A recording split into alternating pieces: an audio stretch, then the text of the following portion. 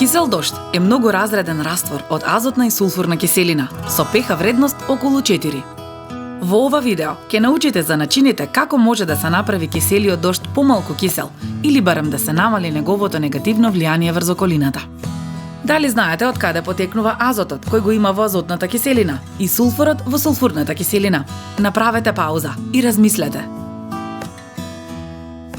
Азотот се добива како резултат на реакција на атмосферскиот азот и кислород во цилиндрите од моторните возила.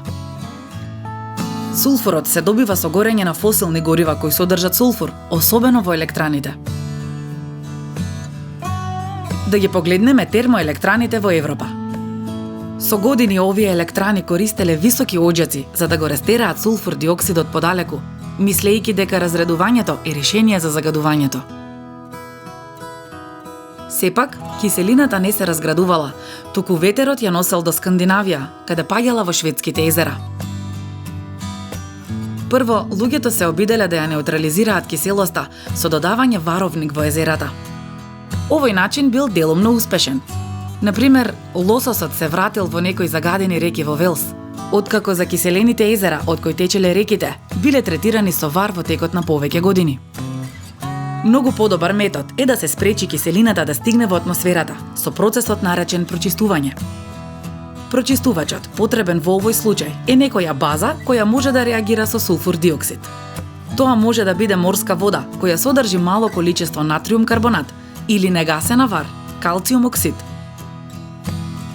Размислете, која реакција ќе се одвива помеѓу калциум оксид, кој е базен оксид, и сулфур диоксид, кој е киселински оксид.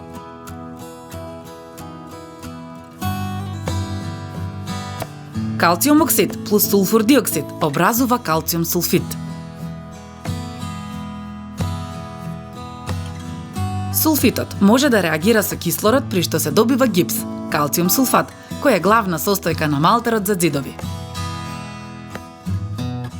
Овие прочистувачи значително ја намалуваат емисијата на сулфур и произведуваат почист воздух во многу земји.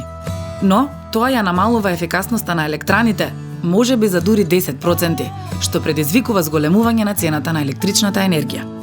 Во нафтените рафинерии, сулфурот се отстранува од суровата нафта при реакција со водород.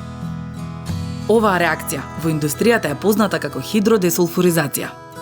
Таа се одвива на висока температура, со метал како катализатор. При тоа се добива сулфуроводород со мирис на расипано јајце, кој е многу отровен газ.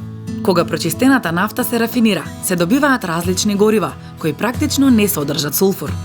А како може да се намали содржината на азотната киселина во дождот? Во овој случај, треба да се користат каталитички конвертори во издувните цевки од сите моторни возила.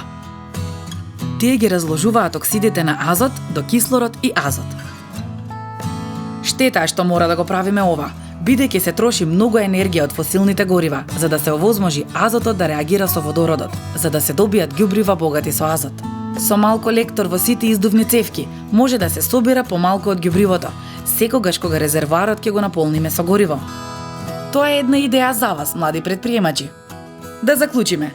Најдобар начин да се намали влијанието на киселите дождови е да се спречи оксидите на сулфур и азот да поминат во атмосферата. Еден начин на кој тоа може да се направи е со прочистување на издувните гасови од електраните со примена на вар или морска вода, за да се отстрани сулфур диоксидот. Друг начин е да се вметнат каталитички конвертори во издувните гасови на моторните возила, кои ќе ги разложат оксидите на азот.